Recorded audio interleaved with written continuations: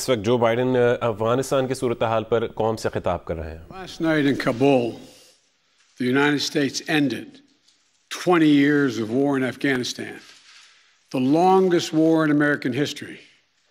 We completed one of the biggest airlifts in history, with more than 120,000 people evacuated to safety. That number is more than double what most experts felt were possible. No nation has ever done anything like it in all of history.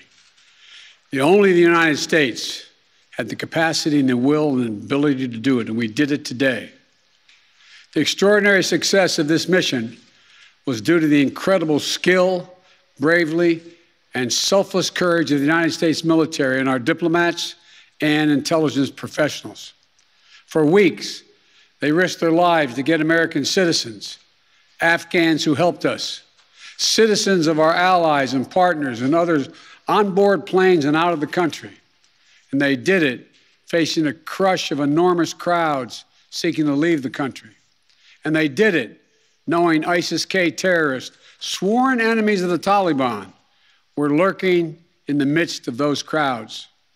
And still, the women and men of the United States military, our diplomatic corps, and intelligence professionals did their job and did it well, risking their lives, not for professional gains, but to serve others, not in a mission of war, but in a mission of mercy. 20 service members were wounded in the service of this mission. 13 heroes gave their lives. I was just at Dover Air Force Base for the dignified transfer. We owe them and their families a debt of gratitude we can never repay, but we should never, ever, ever forget. In April, I made a decision to end this war. As part of that decision, we set the date of August 31st for American troops to withdraw. The assumption was that more than 300,000 Afghan national security forces that we had trained over the past 2 decades and equipped would be a strong adversary in their civil wars with the Taliban. That assumption that the Afghan government would be able to hold on for a period of time beyond military drawdown turned out not to be accurate. But I still instructed our national security team to prepare for every eventuality, even that one. And that's what we did. So we were ready when the Afghan security forces, after 2 decades of fighting for their country and losing thousands of their own, did not hold on as long as anyone expected. We were ready when they and the people of Afghanistan watched their own government collapse and their president flee amid the corruption and malfeasance, handing over the country to their enemy, the Taliban, and significantly increasing the risk to U.S. personnel and our allies. As a result, to safely extract American citizens before August 31st, as well as embassy personnel, allies and partners, and those Afghans who had worked with us and fought alongside of us for 20 years, I had authorized 6,000 troops, American troops, to Kabul to help secure the airport. As General McKenzie said, this is the way the mission was designed. It was designed to operate under severe stress and attack, and that's what it did. Since March, we reached out 19 times to Americans in Afghanistan with multiple warnings and offers to help them leave Afghanistan, all the way back as far as March. After we started the evacuation 17 days ago, we did initial outreach and analysis and identified around 5,000 Americans who had decided earlier to stay in Afghanistan, but now wanted to leave. Our Operation Allied Rescue ended up getting more than 5,500 Americans out. We got out thousands of citizens and diplomats from those countries that went into Afghanistan with us to get bin Laden. We got out locally employed staff of the United States Embassy and their families, totaling roughly 2,500 people. We got thousands of Afghan translators and interpreters and others who supported the United States out as well. Now we believe that about 100 to 200 Americans remain in Afghanistan with some intention to leave. Most of those who remain are dual citizens, long-time residents who had earlier decided to stay because of their family roots in Afghanistan. The bottom line, 90% of Americans in Afghanistan who wanted to leave were able to leave. And for those remaining Americans, there is no deadline. We remain committed to get them out if they want to come out. Secretary of State Blinken is leading the continued diplomatic efforts to ensure safe passage for any American, Afghan partner, or foreign national who wants to leave Afghanistan. In fact, just yesterday, the United Nations Security Council passed a resolution that sent a clear message about what the international community expects the Taliban to deliver on moving forward, notably freedom of travel, freedom to leave. And together, we are joined by over 100 countries that are determined to make sure the Taliban upholds those commitments. It will include ongoing efforts in Afghanistan to reopen the airport, as well as overland routes, allowing for continued departure to those who want to leave and deliver humanitarian assistance to the people of Afghanistan. The Taliban has made public commitments, broadcast on television and radio across Afghanistan, on safe passage for anyone wanting to leave, including those who worked alongside Americans. We don't take them by their word alone, but by their actions. And we have leverage to make sure those commitments are met. Let me be clear. Leaving August the 31st is not due to an arbitrary deadline. It was designed to save American lives. My predecessor, the former president, signed an agreement with the Taliban to remove U.S. troops by May the 1st, just months after I was inaugurated. It included no requirement that the Taliban work out a cooperative government arrangement with the Afghan government. But it did authorize the release of 5,000 prisoners last year, including some of the Taliban's top war commanders, among those who just took control of Afghanistan. And by the time I came to office, the Taliban was in its strongest military position since 2001, controlling or contesting nearly half of the country. The previous administration's agreement said that if we stuck to the May 1st deadline that they had signed on to leave by, the Taliban wouldn't attack any American forces. But if we stayed, all bets were off. So we were left with a simple decision. Either follow through on the commitment made by the last administration and leave Afghanistan, or say we weren't leaving and commit another tens of thousands more troops going back to war. That was the choice, the real choice, between leaving or escalating. I was not going to extend this forever war, and I was not extending a forever exit. The decision to end the military airlift operations at Kabul airport was based on the unanimous recommendation of my civilian and military advisors, the Secretary of State, the Secretary of Defense, the Chairman of the Joint Chiefs of Staff, and all the service chiefs, and the commanders in the field. Their recommendation was that the safest way to secure the passage of the remaining Americans and others out of the country was not to continue with 6,000 troops on the ground in harm's way in Kabul, but rather to get them out through non-military means. In the 17 days that we operated in Kabul, after the Taliban seized power, we engaged in an around-the-clock effort to provide every American the opportunity to leave. Our State Department was working 24/7 contacting and talking, and in some cases walking Americans into the airport. Again, more than 5,500 Americans were airlifted out. And for those who remain, we will make arrangements to get them out if they so choose. As for the Afghans, we and our partners have airlifted 100,000 of them. No country in history has done more to airlift out the residents of another country than we have done. We will continue to work to help more people leave the country who are at risk. And we're far from done.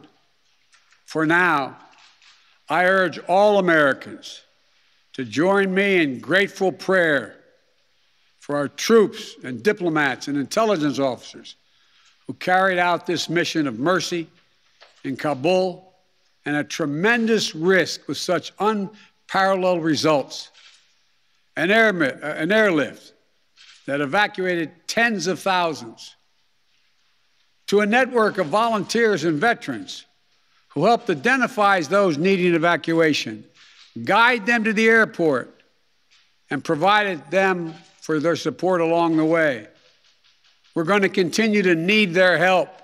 We need your help, and I'm looking forward to meeting with you.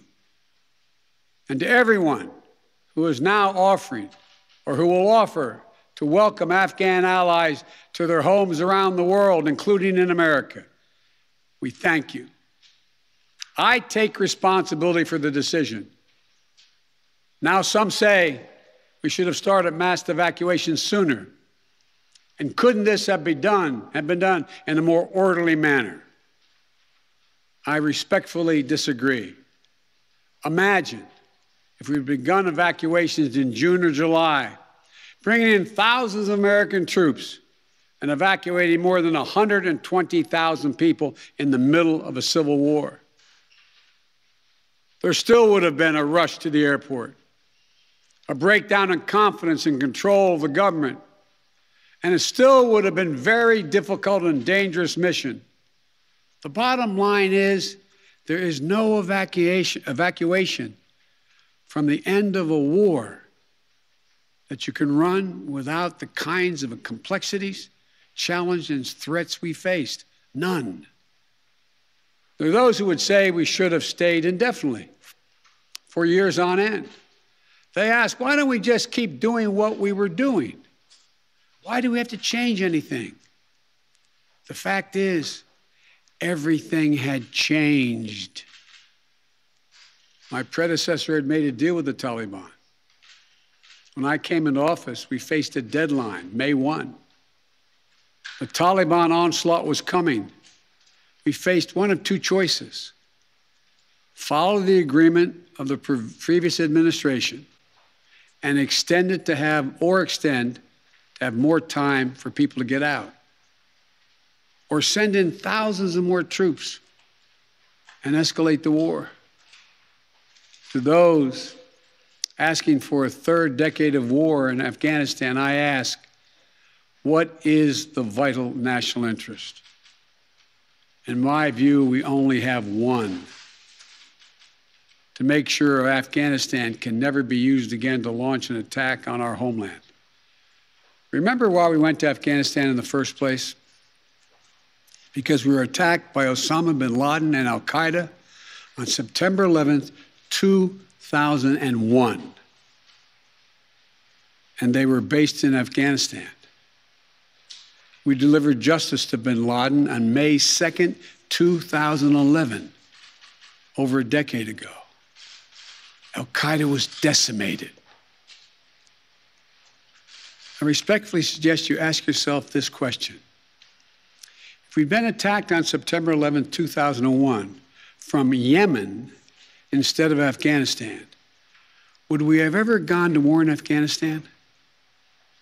Even though the Taliban controlled Afghanistan in the year 2001? I believe the honest answer is no. That's because we had no vital interest in Afghanistan other than to prevent an attack on America's homeland and our friends. And that's true today. We succeeded in what we set out to do in Afghanistan over a decade ago. Then we stayed for another decade. It was time to end this war. This is a new world. The terror threat has metastasized across the world, well beyond Afghanistan. We face threats from al-Shabaab in Somalia, al-Qaeda affiliates in Syria and the Arabian Peninsula, and ISIS attempting to create a caliphate in Syria and Iraq and establishing affiliates across Africa and Asia. The fundamental obligation of a president, in my opinion, is to defend and protect America. Not against threats of 2001, but against the threats of 2021 and tomorrow. That is the guiding principle behind my decisions about Afghanistan. I simply do not believe that the safety and security of America is enhanced by continuing to deploy thousands of American troops and spending billions of dollars a year in Afghanistan. But I also know that the threat from terrorism continues in its pernicious and evil nature. But it's changed, expanded to other countries. Our strategy has to change too. We will maintain the fight against terrorism in Afghanistan and other countries. We just don't need to fight a ground war to do it. We have what's called over-the-horizon capabilities, which means we can strike terrorists and targets without American boots on the ground, or very few if needed. We've shown that capacity just in the last week. We struck ISIS-K remotely, days after they murdered 13 of our service members and dozens of innocent Afghans. And to ISIS-K, we are not done with you yet. As Commander-in-Chief, I firmly believe the best path to guard our safety and our security lies in a tough, unforgiving, targeted, precise strategy that goes after terror where it is today, not where it was 2 decades ago. That's what's in our national interest. And here's a critical thing to understand. The world is changing. We're engaged in a serious competition with China. We're dealing with the challenges on multiple fronts with Russia. We're confronted with cyber attacks and nuclear proliferation. We have to shore up America's competitiveness to meet these new challenges in the competition for the 21st century. And we can do both. Fight terrorism and take on new threats that are here now and will continue to be here in the future. And there's nothing China or Russia would rather have, would want more in this competition in the United States to be bogged down another decade in Afghanistan. As we turn the page on the foreign policy that has guided our nation the last 2 decades, we've got to learn from our mistakes. To me, there are 2 that are paramount. First, we must set missions with clear, achievable goals, not ones we'll never reach. And second, we must stay clearly focused on the fundamental national security interest of the United States of America. This decision about Afghanistan is not just about Afghanistan.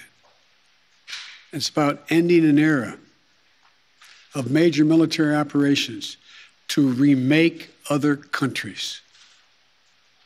We saw a mission of counterterrorism in Afghanistan, getting the terrorists and stopping attacks, morph into a counterinsurgency, nation building, trying to create a democratic, cohesive, and united Afghanistan, something that has never been done over many centuries of Afghan's history.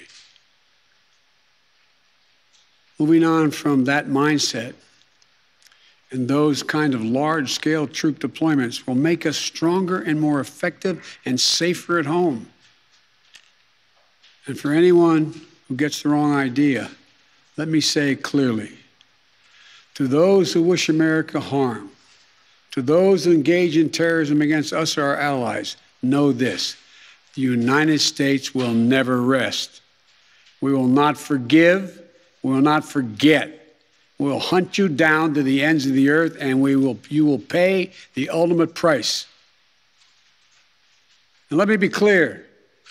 We'll continue to support the Afghan people through diplomacy, international influence, and humanitarian aid.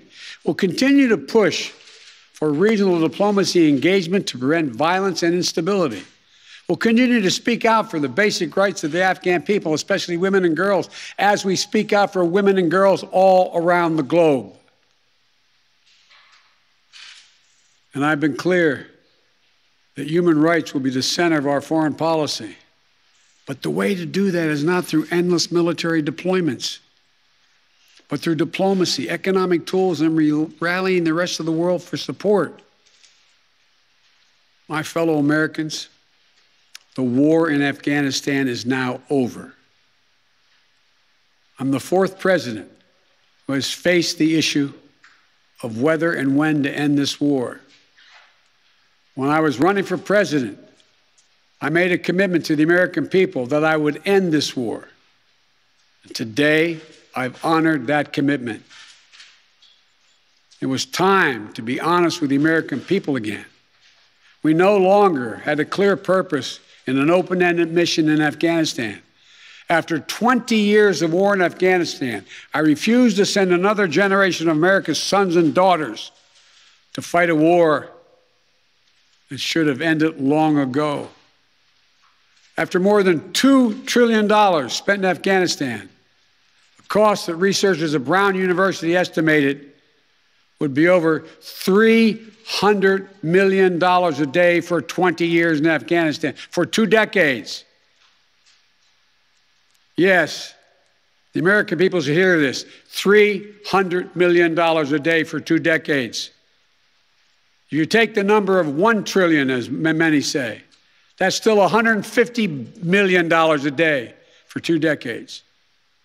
And what have we lost as a consequence in terms of opportunities? I refuse to continue a war that was no longer in the service of the vital national interests of our people.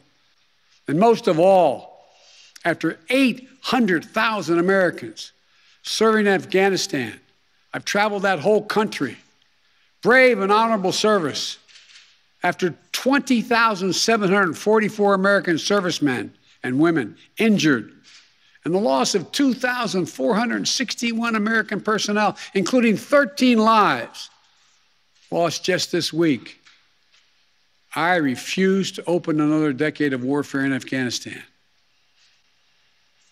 We've been a nation too long at war. If you're 20 years old today, you've never known an America at peace. So when I hear that we could have, should have continued the so-called low-grade effort in Afghanistan at low risk to our service members, at low cost, I don't think enough people understand how much we've asked of the 1% of this country who put that uniform on, willing to put their lives on the line in defense of our nation.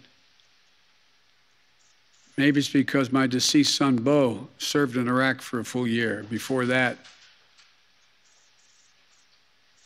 well, maybe it's because of what I've seen over the years as senator, vice president, and president traveling these countries. A lot of our veterans and their families have gone through hell. Deployment after deployment, months and years away from their families. Missed birthdays, anniversaries, empty chairs at holidays, financial struggles, divorces, loss of limbs, traumatic brain injury, post-traumatic stress. We see it in the struggles many have when they come home. We see it in the strain on their families and caregivers. We see it in the strain on their families when they're not there. We see it in the grief borne by their survivors. The cost of war